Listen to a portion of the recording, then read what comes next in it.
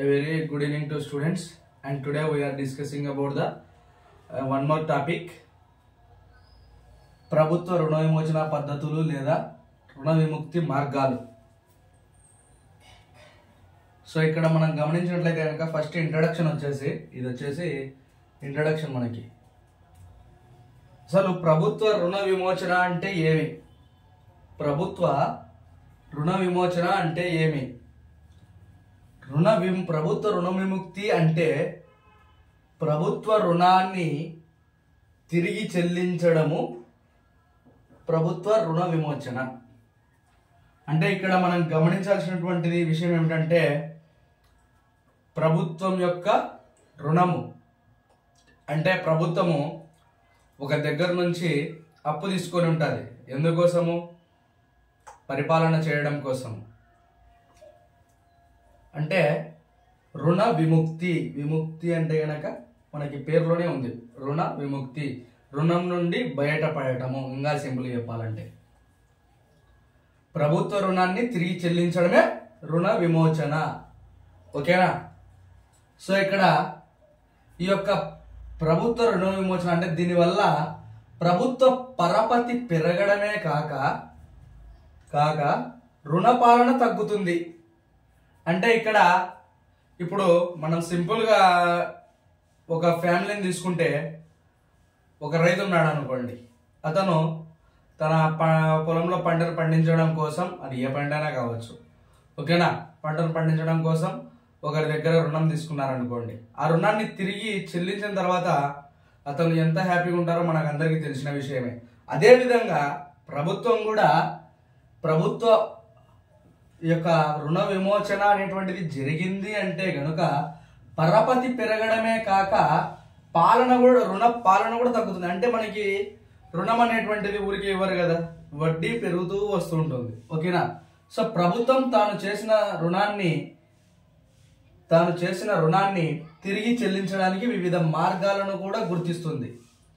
So ఇక్కడ మనము మళ్ళీ ప్రభుత్వ రుణ విమోచన పద్ధతులు లేదా రుణ మార్గాలు. ఇప్పుడు మనం కూడా అంతే, ఏదైనా మనం ఒకరి దగ్గర నుంచి అప్పు తీసుకున్నామంటే దాన్ని తిరిగి ఏ విధంగా చెల్లించాలి అనేటువంటి దాన్ని కూడా మనం చక్కగా గుర్తు పెట్టుకోవాలి.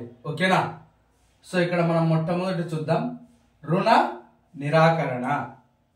రుణ నిరాకరణ పేరులోనే ఉంది కదండి.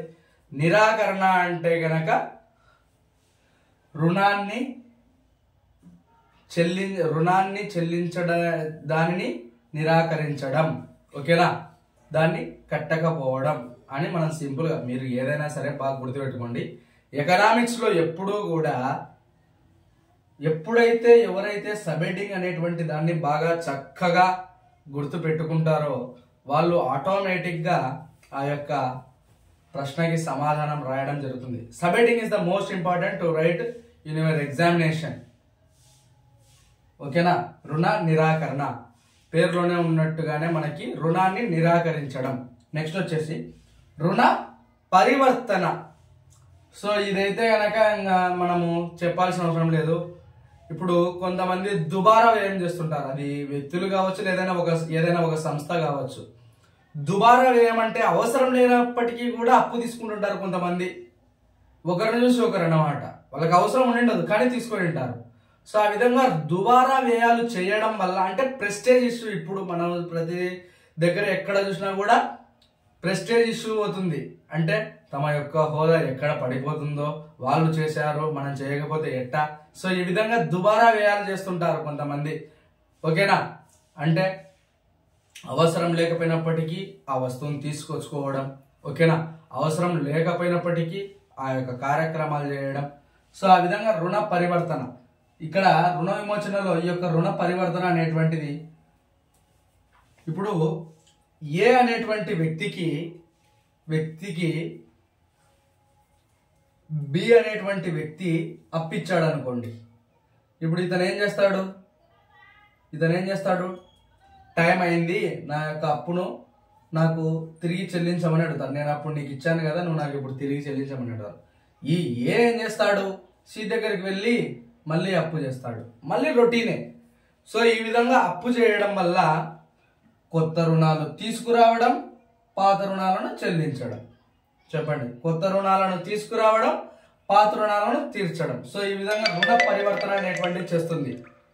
సో ఈ యొక్క రుణ పరివర్తన అనేటువంటిది చేయడం వలన చాలా రకాలైనటువంటి సమస్యలు, ఇబ్బందులు ఎదురు కావడం జరుగుతుంది. సో దీన్ని దృష్టిలో పెట్టుకుని దీన్ని మన యొక్క ప్రభుత్వం కూడా కొత్త రుణాల ద్వారా పాత రుణాలను తీర్చడం అనేది, అంటే ఇది మొత్తం దేశానికి సంబంధించింది. అంటే తన ఒక్కరికి సంబంధించిన వ్యక్తి విషయంలోనైనా మొత్తం దేశం విషయంలోనే జరిగేదంటే కనుక కొత్త రుణాలను తెచ్చి పాత రుణాలను తీర్చడం. అంటే ఆ టైంకి అది అవసరం అయ్యి ఉండొచ్చు, కానీ it's not a correct. Okay. And next వచ్చేసి రుణ విమోచన నిధి. ఈ యొక్క రుణ విమోచన నిధిలో ముఖ్యంగా మనం గుర్తు పెట్టుకోవాల్సినటువంటి విషయం ఏమిటంటే, ఇందులో సాధారణ రుణ విమోచన నిధి, తర్వాత ప్రత్యేక రుణ విమోచన నిధి ఉంది. ఇప్పుడు మనకి సింపుల్ గా గుర్తుపెట్టుకోవాలంటే, ఒక వ్యక్తి పి అనేటువంటి వ్యక్తి ఉన్నాడు అనుకోండి. అతనికి నెలకి 25,000 రూపాయల ఆదాయం వస్తుంది. ఎంత? 25,000 రూపాయల ఆదాయం వస్తుంది. వస్తున్నప్పుడు అతను టోటల్ ఫ్యామిలీ మెంబర్స్ 4 అండి. ఇప్పుడు అతని ఇంటి ఖర్చులకు 5,000 అనుకోండి. ఓకేనా? తర్వాత మిగిలిన 20,000లో పిల్లల చదువులు, ఇతర ఖర్చులు అన్ని తీసుకుపోగా ఇంకొక 5,000 మిగిలింది అనుకోండి. ఈ 5,000 ఏం చేస్తాడు అతను?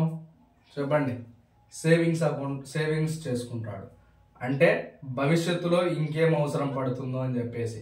ఓకేనా? సేవింగ్స్ చేసుకుంటాడు. చేసుకున్న తర్వాత అతనికి ఒక 1 మంత్ శాలరీ రావడం లేట్ అయింది అనుకోండి. అప్పుడు ఏం చేస్తాడు? ఈ 5,000 ఉపయోగించుకుంటాడు.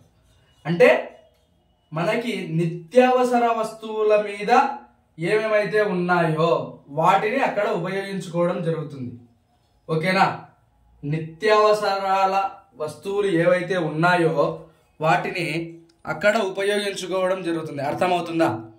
సో ఏది ఏమైనప్పటికీ మనం గుర్తు పెట్టుకోవాల్సినటువంటి అంశం ఏమిటంటే, రుణ విమోచన నిధిలో సాధారణ రుణ విమోచన, ప్రత్యేక రుణ విమోచన. అంటే దేశానికి కూడా ఖచ్చితంగా ఒక ప్రత్యేక నిధి అనేటువంటిది ఉంటుంది. ఓకేనా? దాన్ని ఏ విధంగా తీర్చాలనేటువంటిది ప్రభుత్వం మీద ఆధారపడి ఉంటుంది. ఓకేనా? సో ఇందులో మీకు ఏదైనా అర్థం కాని విషయం ఉంటే కనుక మీరు నాకు కామెంట్ సెక్షన్లో అడగచ్చు. నేను మీ ఆ యొక్క డౌట్ని ఖచ్చితంగా క్లారిఫై చేస్తాను.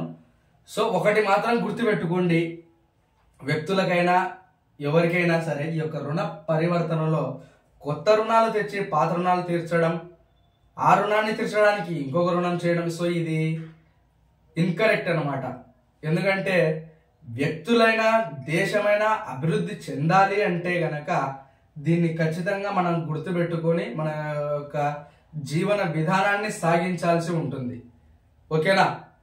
సో నేను పాయింట్ అయితే అర్థమైంది అనుకుంటాను. మీరు ఖచ్చితంగా మీ యొక్క ఫ్రెండ్స్కి షేర్ చేయండి. ఇప్పుడు ఎగ్జామ్స్ మనకి జరిగేటువంటి ఛాన్స్ అయితే ఉంది కాబట్టి మీకు ఖచ్చితంగా ఉపయోగపడుతుంది ప్రభుత్వ రుణ విమోచన పద్ధతులు లేదా విముక్తి మార్గాలని. సో ఏదైనా సరే మీరు మాత్రం ఎట్టి పరిస్థితుల్లో కూడా క్వశ్చన్స్ని మాత్రం బాగా గుర్తుపెట్టుకోండి. నేను చదివినట్టు లేదే ఇది అనేది మాత్రం, ఎందుకంటే కనుక అర్థశాస్త్ర పరిభాషలో చాలా పదాలు ఉంటాయి. సో అవన్నీ మనం తెలుసుకోవాల్సినటువంటి బాధ్యత అయితే మన మీదే ఉంటుంది. సో అందరికి కూడా థ్యాంక్స్ అండి. ఓకే.